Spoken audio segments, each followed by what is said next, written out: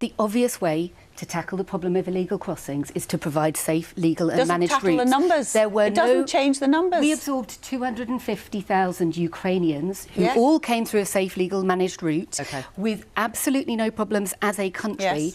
Why is it we can do that for people from one country but not from anywhere else in the world? Yep, you heard that teaser at the start. Yes, Newsnight, we're going to be watching this sort of full debate.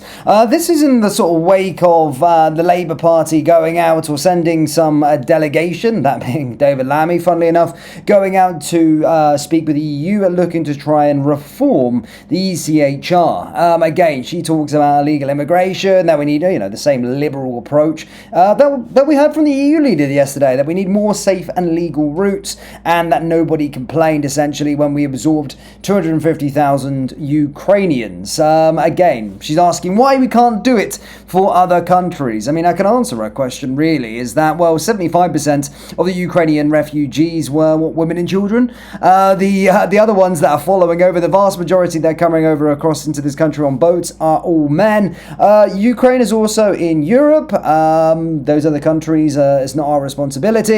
Ukrainian people are culturally aligned to the European way of life. Those individuals are absolutely not. And we're not a third world dumping ground. That's probably why I don't have a problem with taking in Ukrainians, because, wait, look at the news articles in the UK. When have you ever heard anything of a Ukrainian refugee has done? 250,000. I don't think anyone's done anything wrong from the Ukrainian side of things. It's pretty crazy that. Well, that just goes to show because they are culturally aligned to us. Anyway, let's watch this debate. As always, pretty ludicrous from these Green MPs, just chatting bollocks, chatting crap. But either way, we need to dox them. Let's have a watch of this, guys. As always, though, please do hit the like button and hit the subscribe button for more.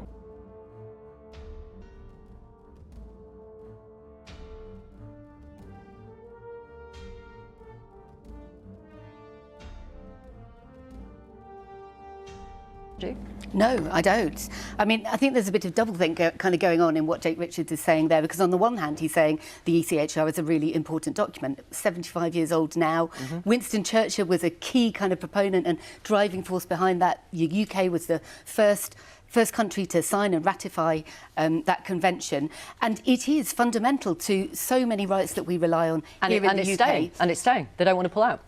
But they're talking about amending it, and this is the bit where it's really problematic, because the two particular rights we're talking about here, the right to protection from torture and inhuman treatment and the right to a family life, as you said just then, based on that, your Oxford University research, it's a tiny, tiny, vanishingly small number of cases in which those rights have actually kind of come into play, where judgments have been made against the UK. Only 4 of those cases in 45 years were around the right to family life. So it's completely misleading to even begin to suggest that the challenges in the immigration system are anything to do with the ECHR or the European Court of Human Rights. Wouldn't most right-thinking voters in this country think it is absolutely crazy that sometimes the UK government cannot deport a foreign criminal because they have... It's their right. It is their right to go to the European Court of Human Rights to protect a family life. Well, they almost never go to the European Court of Human Rights. But it can happen. It's a tiny minority of cases. It's that Oxford University research said it's in way less than 1% of cases that this even comes into play, that these appeals are made on the basis of human rights. Now, we do have challenges in the immigration system. How can we fix them? First of all, safe, legal, managed routes for people coming from places like Sudan and Syria, where when they eventually get through the system, 99% of them do actually get leave to remain because they've got such a well-founded fear of persecution. So safe, legal, managed routes, and give people the right to work while they are here. That will create space within the immigration processing system to deal with the backlog in a properly considered way in which individual circumstances can be taken into account. Gillian Keegan, as you know, your party's position is to pull out of the ECHR. Is that because Reform announced they're pulling out of the ECHR should they form the next government? No, it's because we were in the last government first struggling and trying to tackle this issue, and we tried many things, including the talks to try and reform the ECHR. And So it's not possible. hours of government work, there's hours of civil servants and government lawyers' work already gone into doing this. We tried everything, and even when we came up with the Rwanda policy, at first a few of us were a bit uncomfortable with that, but literally could come up with nothing else in the face of the challenge we're facing. Anybody that does not grip this challenge, I think, will not win the next election. So we obviously famously lost. I would say there were more than that reason, but it was certainly a big reason. I think it will happen again if Labour don't grip it. Now, Keir Starmer's a bit late to the party and probably, is reluctant in some ways to go here. But the fact 27 countries have said, actually, this is now a problem. And I think it was done absolutely for the right reasons. It was done after the Second World War. It was done because of the awful treatment of refugees trying to flee, Jewish refugees trying to flee. It was done for the very best intentions.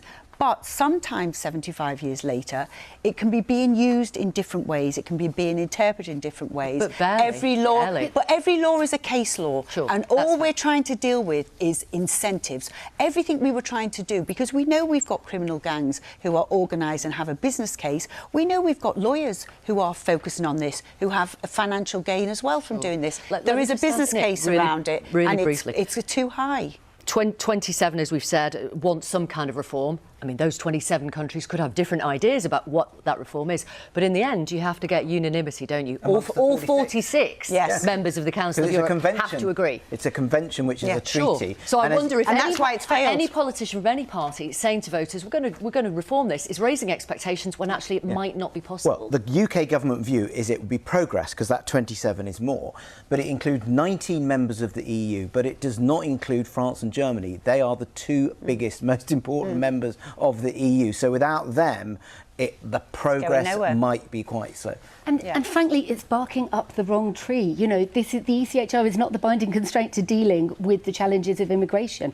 All the time that this is being talked about is basically people echoing far-right, hard-right talking points and not actually tackling the very practical things that we could be doing to fix the immigration system. I don't think so. It completely is. I mean, we're talking about this because Reform has been banging this drum. I am not far-right or hard-right. No, but and I've been in government, Gillian, and I've had to try and deal with this. And it's a problem that the country recognises. And it may not be the only thing, but you asked at the beginning the right question of Jake. What is the problem we're trying to solve? The problem we're trying to solve is to remove the incentives for illegal crossings and to reduce aspects of our legal immigration as well. Now, of course, Parliament will have to set that, and there may be times when that may change. Clearly, we had some extraordinary circumstances, but you have to solve that problem, and we have to look, and the ECHR is one pillar to that. The obvious way to tackle the problem of illegal crossings is to provide safe, legal and managed routes. It doesn't tackle the numbers. It doesn't change the numbers. We absorbed 250,000 Ukrainians who all came through a safe, legal, managed route with absolutely no problems as a country. Yes. Why is it we can do that for people from one country but not from anywhere else in the world? It's a good question, but I think people would say that's enough. You've got 5 seconds. There are Labour MPs echoing almost word for word what Ellie has just been saying. OK. Stop the boat, smash the gangs, leave the ECHR. What works for voters? Thank you. So if she has her way, then she will want to fill the place up. In her words, Sudan and Syria wants all these people coming in from those countries. I'm sorry, we're full. We haven't got enough room for these individuals. I'm sorry. The empathy is kind of gone now, in all honesty, in terms of all of these illegals coming over. Her answer to stopping the crossings is more safe and legal routes. It's bullshit, because simply, if there is more safe and... The thing is with these illegal immigrants that come over on a small boat from the countries that they're coming from. Remember, they're not escaping persecution. This is what they don't understand, these Liberal MPs. They're not escaping persecution because they've crossed through 17 safe countries. They're economic migrants. They also, if there was a safe and legal route, they would be rejected for a place inside the United Kingdom. Hence why they cross over illegally and go through on a boat, because they can get the same incentives, they can get economic benefits, they will not be challenged, but they will still come over into the country. And again, their asylum application won't be rejected like it would if they went the safe and legal route. There's plenty of safe and legal routes. And I always feel that we have an obligation with regard to our sort of area where we're located. We're, European, maybe not part of the European Union, but we're European located. And I think when it comes to asylum seekers, we should be looking after our own. If they're coming from European countries, they are assimilated to European way of culture and may then come into a European country. So if there's a war that breaks out in Europe, I think the countries within Europe should be taking the refugees. Majority of those being women and children, of course. I'm an empathetic person, but only in the European areas. The countries that are from the third world in Africa and all of these other countries, they should be going to their safe countries that are located next to them. It ain't a pick of the choosing, and we don't want countries that aren't culturally aligned to us coming into our country. I'm sorry, I'm not having it, and I hope those Liberal MPs get nowhere near power, because they've not got any real answers whatsoever. Guys, do let me know your thoughts on that debate down there in the comment section below. Do you think we should leave the ECHR? And don't forget to check out the brand new drop. This is the first time I've announced it. Give me some feedback on the new t-shirts. If you want the new t-shirts, well, head over to BritishStan.com, guys. Come on, I have a feeling this one's going to fly off the shelf. Help support the channel as well, and could make for a great Christmas present. Thank you, guys. Take care. Look after yourselves. Peace.